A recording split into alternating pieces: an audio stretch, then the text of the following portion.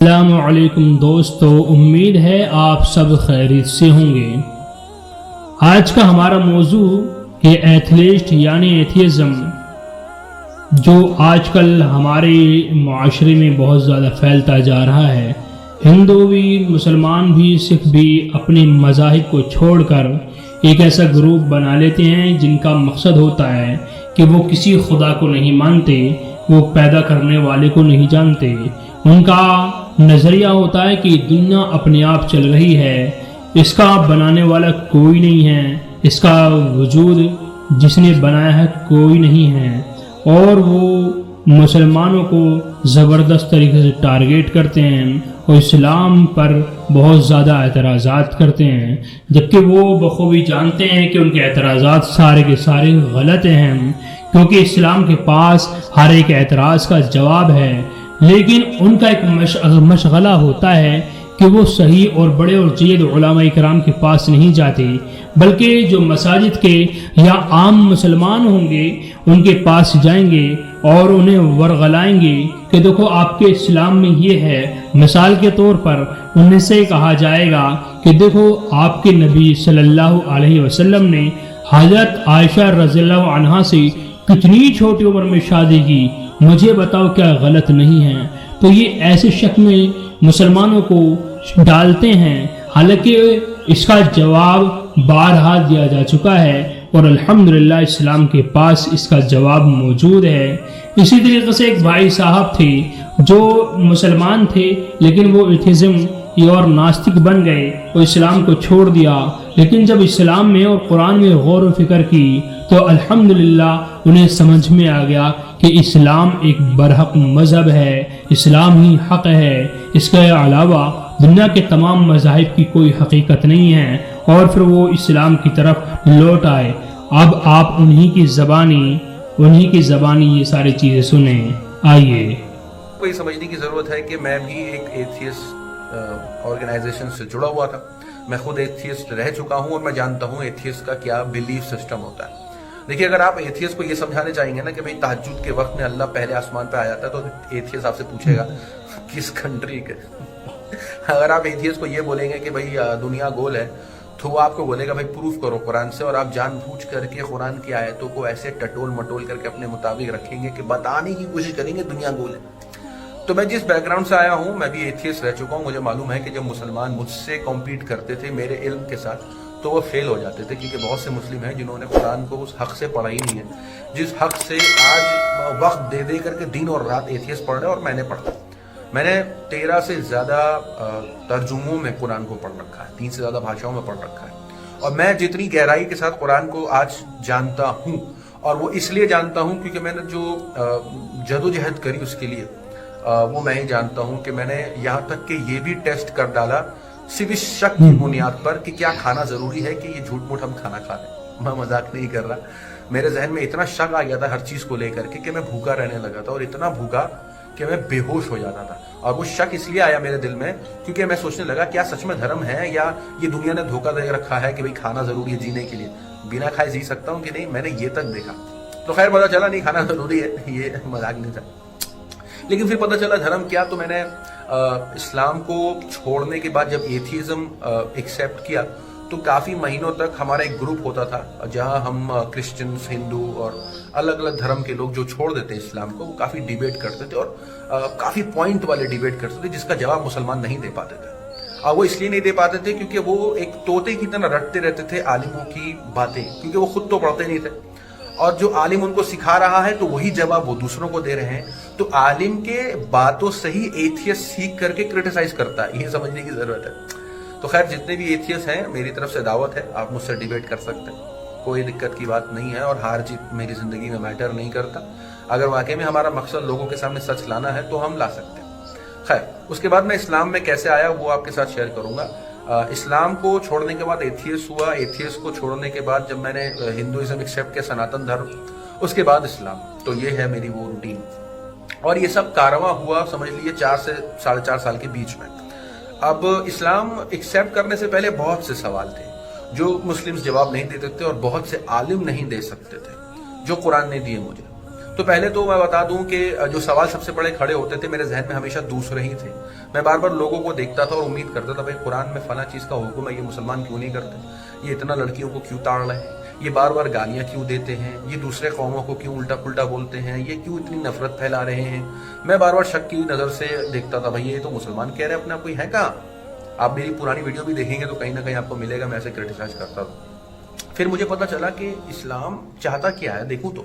ये तो मैंने क्रिटिसाइज कर दिया, सबको बोल दिया ये बुरा ये बुरा ये बुरा, तो क्या चाहता है, मैं बुरा बुरा बोलता रहूं क्या पूरी जिंदगी। तो मैंने कुरान को खोला और पता चला उसमें लिखा है कि अपने ऊपर काम करना है। तो मैंने बोला अपने ऊपर काम करना है। अपनी जिंदगी के 30 साल तो मैंने जी लिए भैया, सब कर लिया, जो देखना था देख लिया, नशे कर लिए, गालियां दे ली, माँ बहन कर ली, सब गंदगी, मैंने सारी गंदगी कर ली। उसके बाद बोला जब मैंने ऐसी जिंदगी जी ली है तो कुछ दिन देखते हैं ऐसी जिंदगी जी करके। इतना तो लोगों को सुन के किया, चलो अब देखते हैं किताब से क्या फायदा होता। उसके बाद जब मैंने उस किताब को पढ़ना शुरू करा तो मैंने नोटिस करा कि उस किताब ने जो हमसे उम्मीद करी वो ये थी कि हम काबिल बने, और इसी वजह से बुत परस्ती मना करी, इसी वजह से हमें पाक रहने को कहा, इसी वजह से हमें बुराइयों से दूर रहने को कहा और अच्छे अमल के करीब रहने को कहा। उसके बाद मुझे समझ में आया कि ये लड़ाई अल्लाह के और दूसरे खुदाओं के बीच नहीं है, ये असल अच्छाई और बुराई के बीच है। असल हमारे अंदर जो परख देखी जा रही है वो ये है कि हम किस चीज पे ज्यादा अट्रैक्ट करते हैं। अब जैसे आज की तारीख में साइंटिस्ट हैं, वो भी मानते हैं कि भैया एनर्जी है, हम में भी एनर्जी है। तो कुरान भी उसी एनर्जी के बल पे ही बात करता है कि वो बुरी और अच्छी दोनों हमारे जहन में जो थॉट होते हैं, प्रोसेस जो थॉट्स आते हैं, कुछ लोग अगर बहुत गंदे होते हैं तो देखिएगा उनकी जो संगत होती है वो गंदी, उनकी जबान होती है वो गंदी, वो गंदा सुनना पसंद करते हैं, गंदा देखना पसंद करते हैं, और उससे जो उनकी लाइफ हो जाती है वो एक ऐसी दायरे में आ जाती है जहां जब तक किसी का मजाक नहीं उड़ाया जाएगा वो नहीं जाएंगे। अच्छी बातों से उनको दूर रखो, नहीं मुझे ये नहीं सुनना, कान पे जैसे मानो हाथ रख लें। और अच्छाई का ऐसा है कि जैसे अच्छा सुनेंगे, अच्छी बातें होंगी, अपने ऊपर काम करने की बात होगी तो कान लगेगा, हाँ भाई सुनाओ भाई क्या बात हो रही है, मैं कैसे खुद अच्छा अपने अमल करके अपना। तो ये लड़ाई किसी अल्लाह और किसी और के खुदा के बीच में नहीं है, ये लड़ाई खुद से है और अपने आप को सुधारने से है, क्योंकि हम बहुत ज्यादा जो है खुद गर्ज हैं और इस खुद गर्जी की वजह से हम ज्यादातर दूसरों को ही बुरा भला देखते हैं और उनको ज्यादा बुरा बना करके अपने आप को कम और कहीं ना कहीं अपने आप को डिफेंड कर लेते हैं कि हम उतने बुरे तो कम से कम नहीं। लेकिन एथियज्म इससे पूरा अलग है। वो बहुत से टॉपिक्स पे सवाल पूछते हैं, एग्जिस्टेंस पे और बहुत सी, जो कि इतना मायने नहीं रखता, क्योंकि कुरान की आयतें खुद कहती हैं कि भाई जो ईमान लाए अल्लाह पे बिना देखे और अच्छे अमल करता रहा तो इसका मतलब ये है कि अल्लाह को आप नहीं देख सकते यहाँ। अब मरने के बाद क्या होगा वो तो उसको भी नहीं पता, जो है वो एथियस्ट हो या कोई भी दुनिया का कोई भी शख्स हो, उसे भी नहीं पता क्या हालात होने वाले। लेकिन ये जरूर होने वाला है कि हम मरेंगे, ये हक है,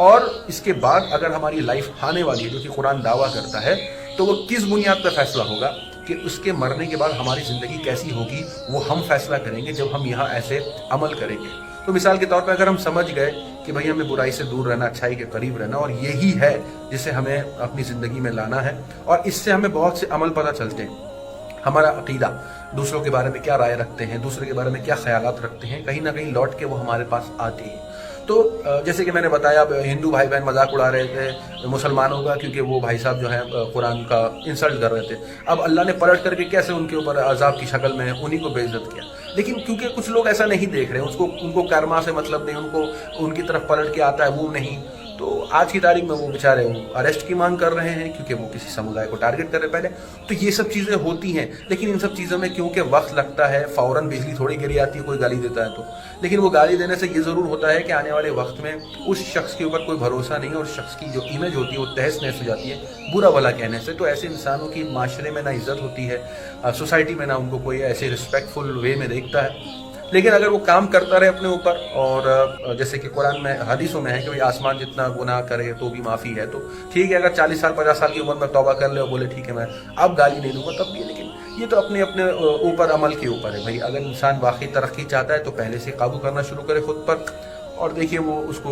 जो अजर मिलने को है इस दुनिया में नजर आता हुआ दिखाई देगा। कुरान भी कहता है कि भाई जो इस दुनिया में अंधा रहा वो आखिरत में अंधा रहेगा। तो ये नहीं देख रहा कि बुराई से क्या आ रहा पलट के, जो ये नहीं देख रहा कि मेरे बुरे अमल से क्या होता है, जो ये नहीं देखता कि इससे जो गंदगी में फैलाता हूँ, जो बुरा भला मैं कहता हूँ दूसरों को, असल मेरे अपने हैं और मैं दूसरों को इसलिए कहता हूँ क्योंकि मैं किसी से इन्फ्लुएंस हो रहा हूँ। तो जो ये सब नहीं देख रहा है कि उन पर पलट के आएगा, तो जो चीज समझने की है वो यही है कि एथियज्म जो धर्म है वो ان چیزوں پہ زیادہ سوال اٹھاتے ہیں جن پر بد عقیدہ ہے، اسپیشلی ان لوگوں کا جو ایسی چیزوں کو ایمان کا حصہ بنا لیتے ہیں، مانو جیسے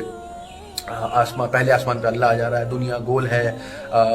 حضرت خضر نے جو ہے وہ سورج کو ڈوبتے ہوئے دیکھا، تو پھر اللہ کے نبی نے کیا دیکھا تھا آسمان پہ جاتے ہوئے سورج کو. تو یہ سب باتیں ایمان کا حصہ نہیں ہیں جو مسلمان جن باتوں پہ ایکچولی میں ڈیبیٹ کرتے. کیونکہ میں بھی جب ایتھیسٹ تھا تو میں بھی یہی سوال اٹھاتا تھا اور مسلمان جواب نہیں دے پاتے تھے، کیونکہ ان بیچاروں کو پتہ ہی نہیں تھا کہ قرآن میں جن چیزوں کو ایمان کا حصہ بنایا وہ یہ تھا آمنت باللہ و ملائکتہ و کتبہ و رسلہ والیوم الآخر. تو یہ نہیں بولا تھا کہ آپ کو دنیا گول بولنی ہوگی، چپٹی بولنی ہوگی، آسمان کو نیلا بولنا ہوگا یا پیلا بولنا ہوگا. ایمان لانا ہوگا کہ کسی نے تو بنایا نظام، یہ اچھائی برائی تو کسی نے بنائی. یہ فرشتے جو تم پر نازل ہوتے ہیں جب تم اچھے عمل کرتے ہو تو تمہیں سکون پہنچاتے ہیں، تمہارے دل اور دماغ سے جو ہے فکر کو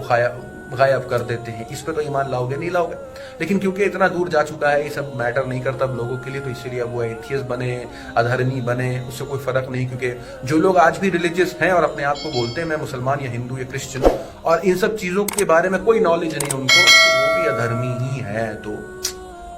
جو صاف سیدھی بات یہی ہے کہ اسے پہچاننا، ہماری اپنی ضرورتوں کو پہچاننا، ہمارے جسم کو پہچاننا، ہماری ذہنیت کو پہچاننا، ہمارے عقیدوں کو پہچاننا، اور جو ہمیں سینسز دیے ہیں اس کا استعمال ڈھنگ سے کرنا، یہی سکھایا جا رہا ہے اسلام میں. اور جو کرٹیسائز کر رہا ہے